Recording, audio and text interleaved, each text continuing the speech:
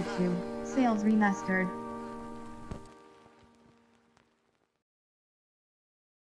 Herbert shared with me that you're actually the CFO in the family. You're the one that handles the finances. And so it's important that I had you part of the conversation because there's some figures here that I wanted to verify before I send it out. And the disclosures in themselves, I know it's been a couple of years since you've seen this set of disclosures for a refinance, but it's very formal, it's very compliant. There's a ton in one disclosures, but sometimes it's hard to read. And so the numbers that I'm going to cover with you in this conversation is going to illustrate why I think this idea may work a little bit more in favor with regards to your 6 to 7 year plan that Herbert had shared with me, with the idea of retiring and getting a payment that's a little bit more comfortable with the budget that you can expect on having on a fixed income. Okay, thank you. Yeah, not a problem. So there's a couple figures. First off, again, since it's been 2 years since you refinanced, whenever you do refinance, you defer a mortgage payment, right? And the payment that you have on the note, of course, being $2,545, would be deferred for 1 month. Well, in California, your tax installment doesn't actually leave your account until about November, and that's what's sitting inside your current escrow balance right now.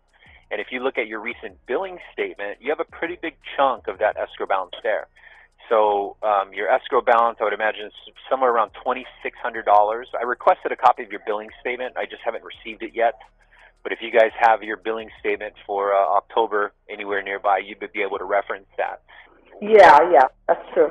Yeah, so whatever the amount is, just expect that to be returned because we move rather quick since we're already holding the note. I would imagine we close before end of month. And as long as we fund in the month of October, your first payment is actually not due until December 1st. So there goes that deferral, right? Well, why I bring that up is because the $2,500 payment deferral plus the escrow refund will actually put you ahead by about $5,000. And depending on, what you guys currently hold in checking or savings or what you guys have planned for the holidays coming up, that's a bonus that's not really outlined in the disclosures. Got it. But the numbers that I'm covering here today are not including that surge of cash. If you guys decide to utilize that surge of cash to put towards other debt, then the savings I'm going to cover with you is going to be higher. Okay, but got it. Overall, the idea that I had when going through the information, or at least going through the liabilities, I had a few questions on a couple of the credit cards. Okay. Because I just see the minimum. So I got a Home Depot credit card. The balance is at about $15,338. How much is the payment that you sent? We send $500. Okay. Which is basically just rounding it up, right? I think it's about $480. Yeah, correct. Okay. And then Bank of America, balance is $6,700. How much do you send on that one? I think $500 on that one as well. Okay. And then the Wyndham, I think this is the timeshare. Yeah. How much do you send on that one? About $500 also. Okay. I did research on the properties within the area and seeing how much they're selling for, and I see comparable sales go anywhere from about $470 upwards to just shy of $500,000.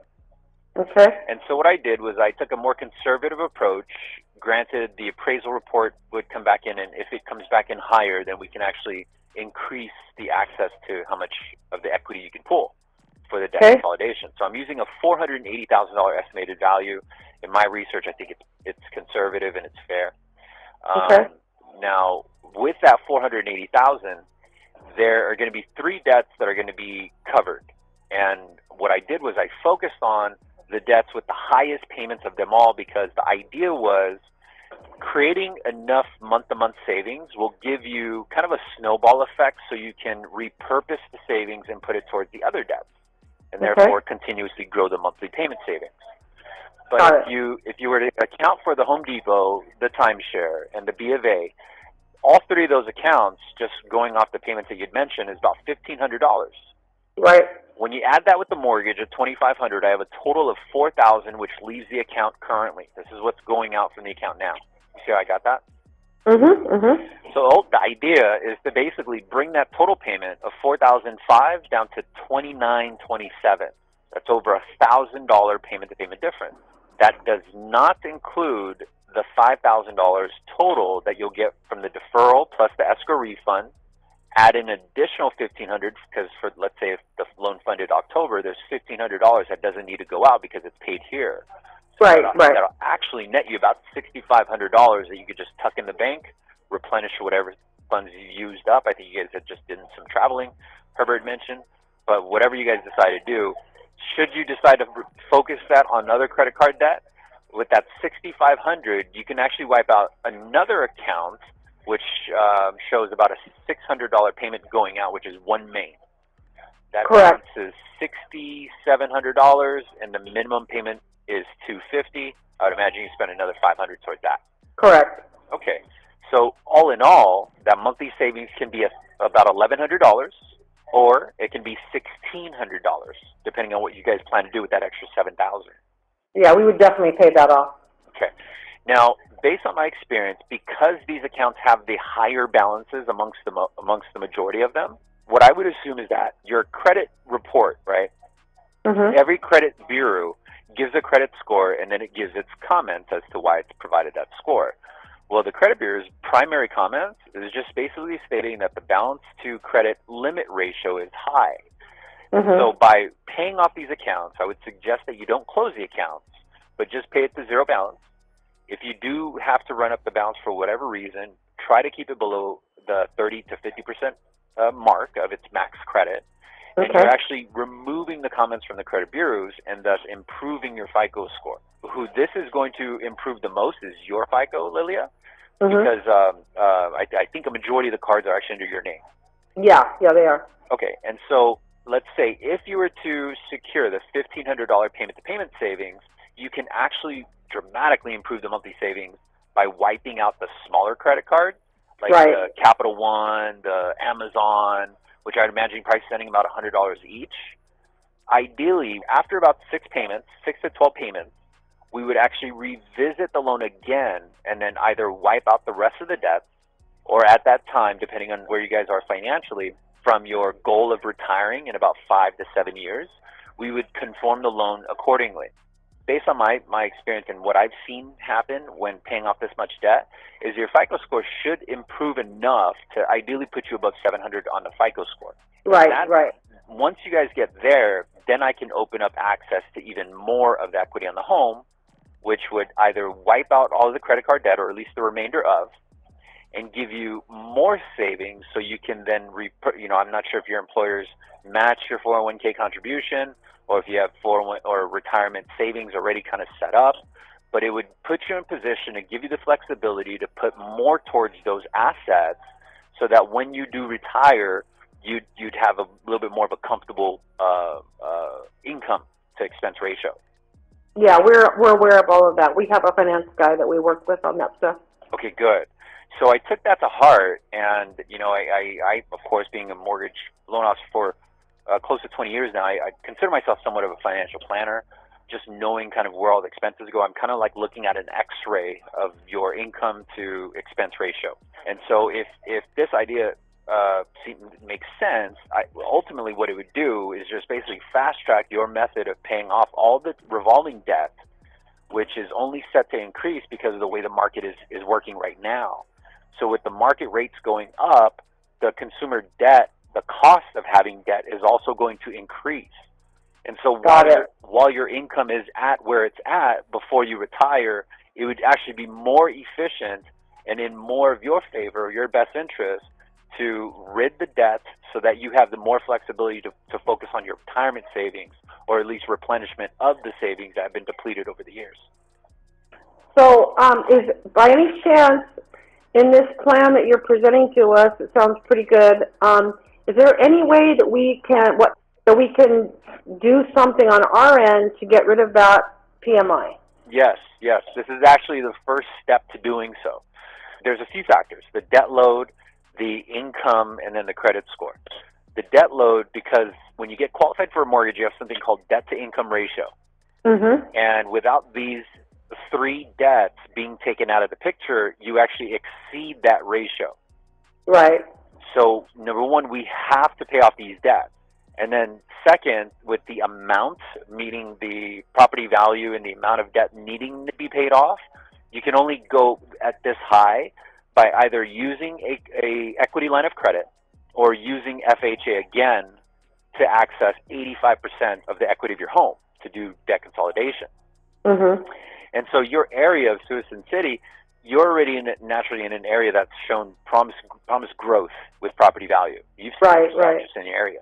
And so in this time next year, I would assume that as long as it's followed suit, your property value is going to increase automatically, thus giving you more access to more cash, and also in the interim create this massive monthly savings and also an improved FICO to rehabilitate your FICO scores, so that it will line you up perfectly to get an equity line of credit to remove the mortgage insurance and then give more access to equity to wipe out the remainder of the debt or whatever's left of.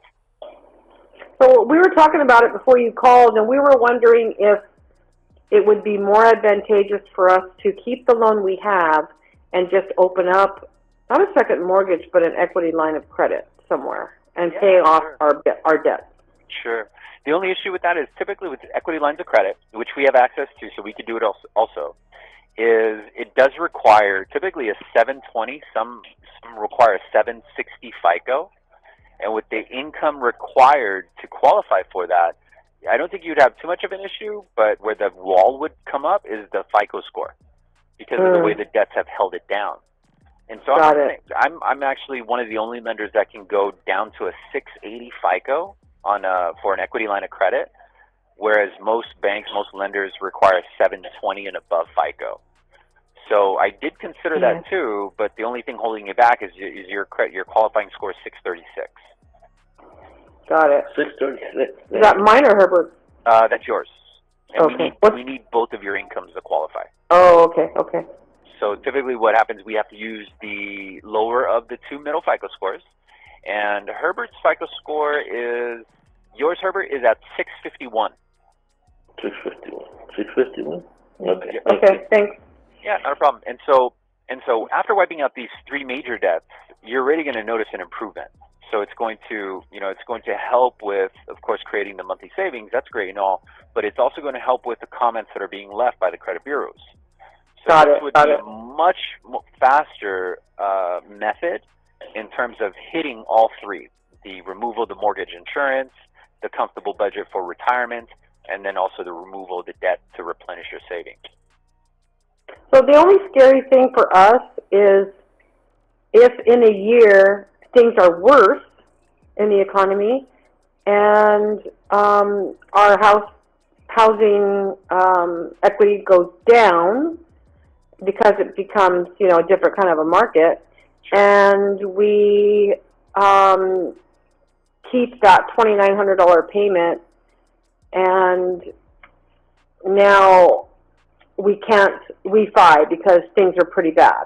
So we're thinking to keep our payment of $2,545 and work on paying these debts off, kind of fast track. I make $87,000 a year, and my check is $6,000 a month for 11 months. That's $66,000 that I'm putting toward debt. So, in my opinion, I was thinking, well, if I take my check and use it toward our debt, $66,000 in a year, then we are looking pretty good in a year. Plus we have the $2,545 payment and the good interest rate. And now at that point, we can refi and get rid of that PMI. So there's two ways that we're looking at it. Your way, it sounds great, like for a now fix, but it sounds a little scary to us because we don't know what's coming. Sure. And not only that, but because I'm gonna retire in 3 years, I want to be able to handle the house payment on my income that I'm going to be getting from my retirement, which that payment I have now, I can handle it. So I'll even have money left over when I start getting my Social Security check. So, yeah. So I appreciate that. It definitely sounds like you guys have been putting some thought to this, and I think probably the easiest way to answer that, of course, there's always that concern of like, well, we don't know what's to come. We don't know what in the future, right? But what we do know is what's actually happening right now. So I think what will help you answer it is look at it this way. So since you handle the finances and you're actually the one who sends the payments out, you know your net income to your, from your gross to your net, right? I only see your gross. I don't see your net. Correct. You know how much of your net is left of every given month. So we'll use September for an example.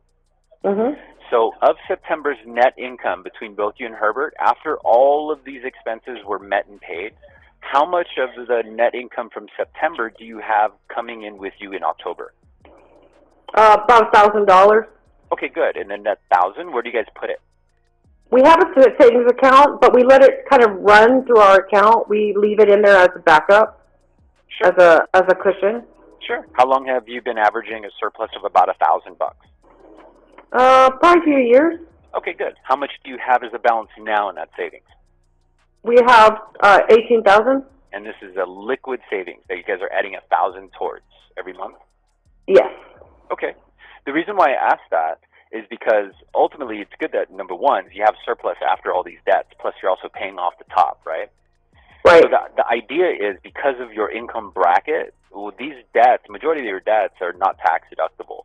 Right. And so if the focus was just to kind of nail it down, say, you know what, we'll go ahead and sacrifice our surplus and I'll aggressively pay down the credit cards rather than continue or possibly increase, if not double the surplus, it would actually help expedite the process. Whereas if you were to chip the balances down $1,000 because that's your surplus per month, it would be a slower effect than if you were to wipe out about 40 grand in debt right away. Mm-hmm. Mm-hmm. Does that make sense? Yes. So yes. ideally, in 6 to 12 months, and in my opinion, I mean, I work in the market. I think that the purchase market is still going to be very strong because that's ultimately the reason why the rates are going up is because the economy is getting better, right? Right. So the economy getting better, of course, there is slowdown somewhat of the purchase market as we go into the holidays. But I'm almost certain that once it comes spring in 2019, the purchases will pick back up again because that's around the busy time that people start buying houses, is right before the summer or during the summertime. And so even if you had a slow increase in your area, just looking at the trend, your value, even if it stayed the same, that's, even if it didn't go a dime over what it is now, you're still better off with a higher FICO, more tax deduction because you're making the debt tax eligible, and a much stronger surplus to give you more flexibility than you have now with the monthly cash flow and the surplus, what have you.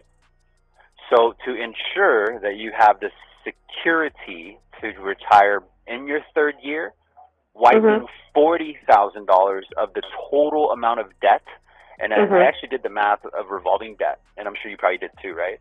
So if you added up all the revolving debt, almost every single penny, you actually have close to about $90,000. Whoa. Okay.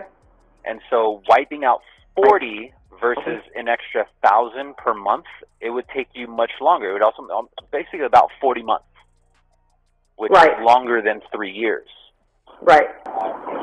So by wiping out half now, and then in about 6 to 12 months, wipe out the other half, not only are you meeting it within basically 12 to 18 months, that's a year and a half, but your FICO score is rebuilding, your assets is growing at a much faster pace than $1,000 per month, and you're back in control of your decision to actually retire in 3 years with a comfortable budget.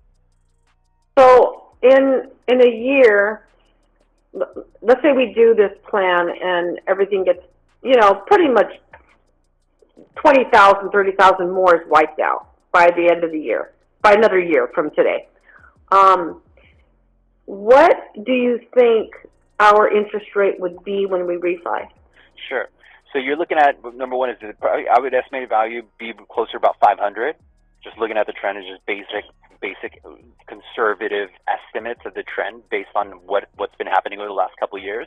I would say probably closer to about 500,000 on the value.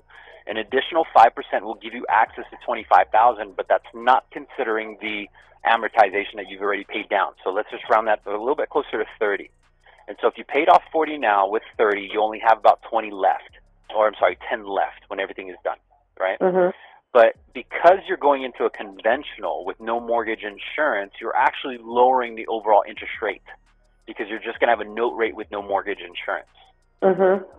Whether you decide to have an equity line of credit is still at your choice, but you're at least securing and I get what you're saying with regards to, you know, getting into a conventional now, and definitely that's something that I was really kind of auditing the file and trying to find out different ways and how can we get into a conventional now.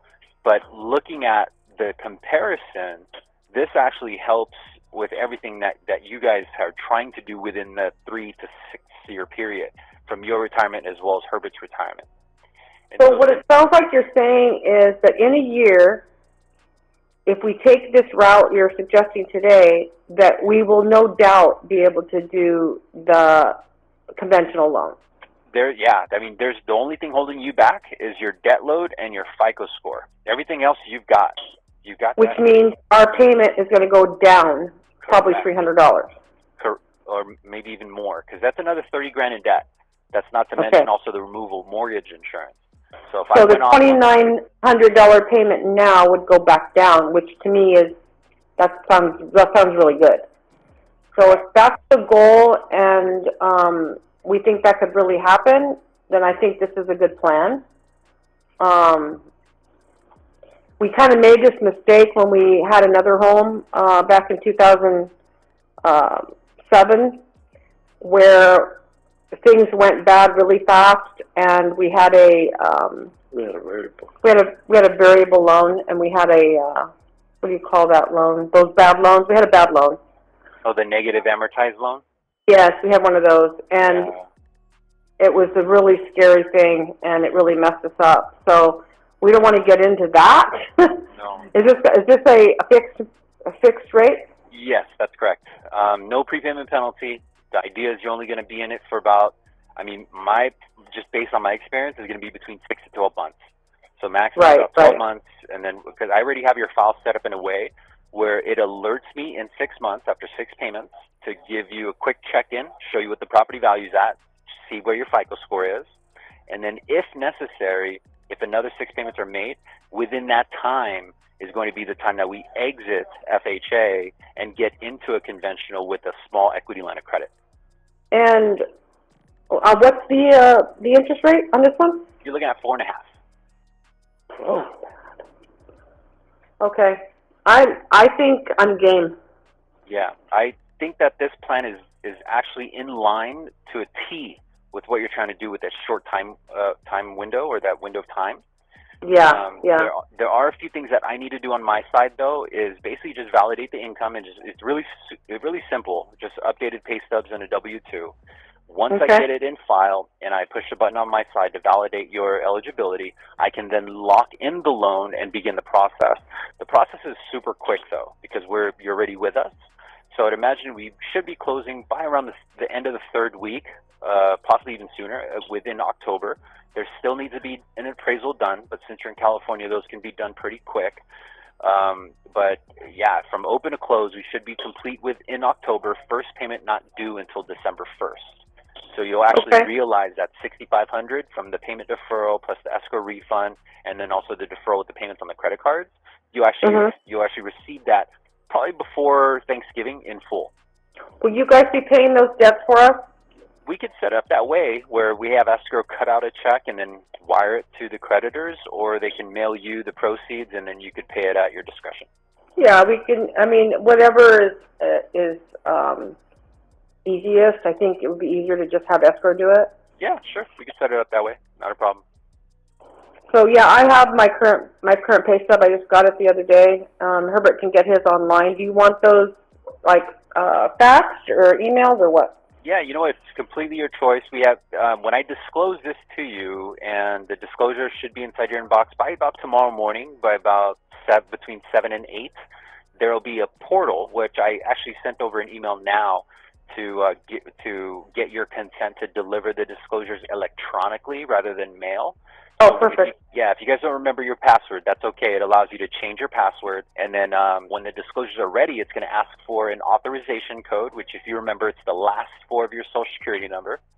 Okay. And then when you access the portal, you can upload the documents there, which is one way you can send the documents to go straight to your electronic file, or you can email or fax it to me.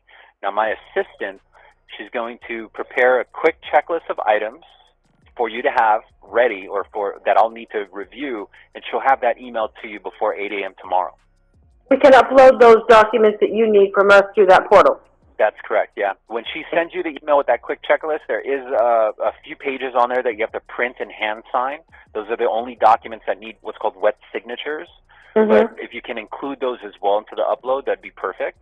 But just right offhand, the documents you may want to put to the side so you could bring it with you is most recent pay stubs for the last 30 days, your 2017 W-2, and 2016 W-2 as well.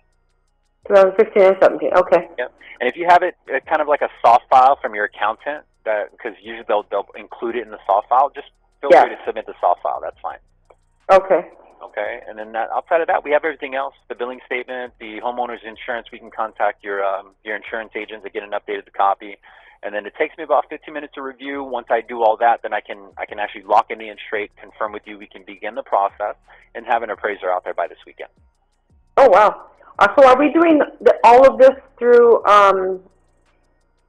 electronically, or are we seeing you at all?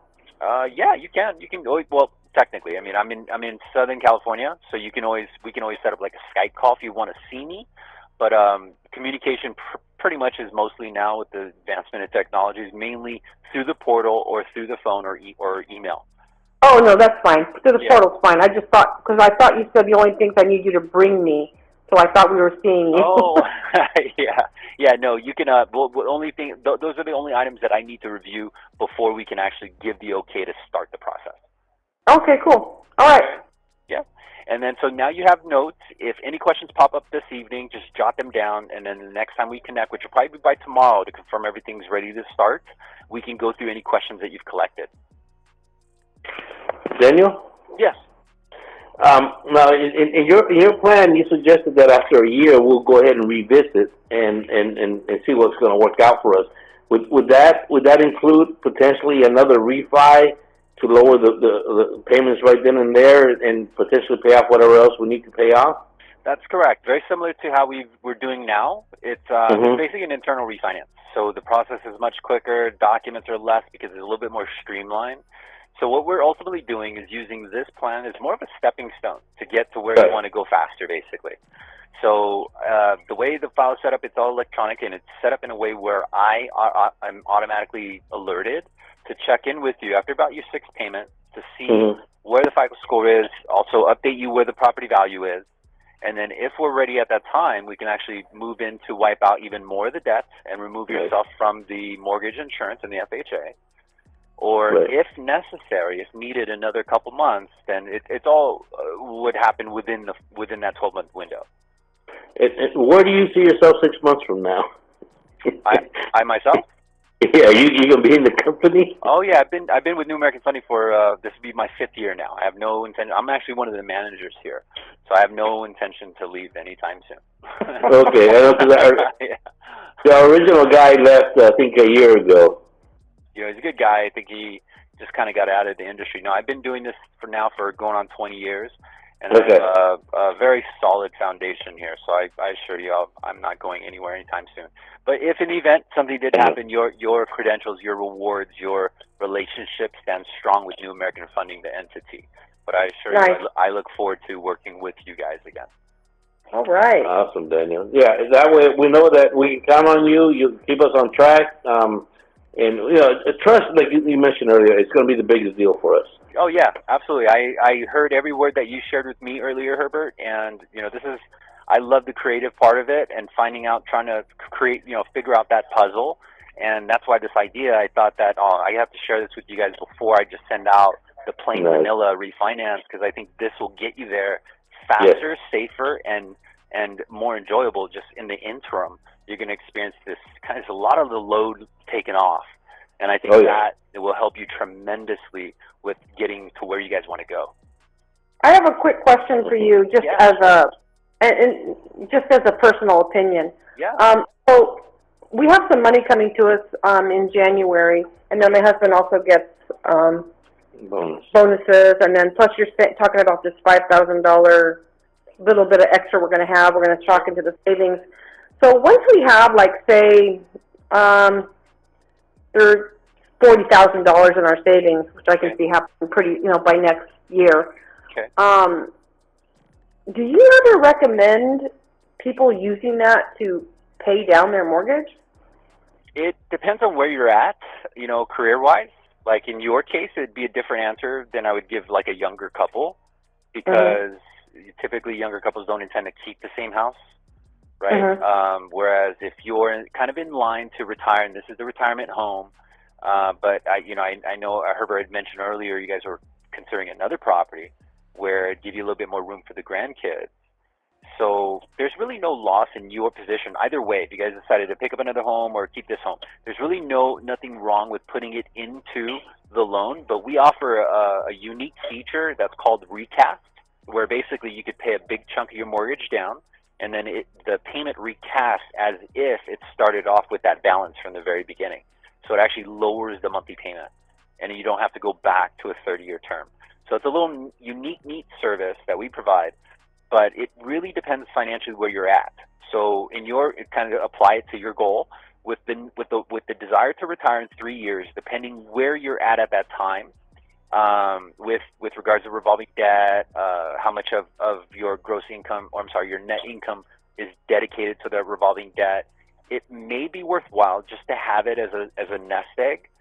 Okay. Until at least 6 months, probably about mid-year, right before summer starts, and I do the check-in to see where we're at.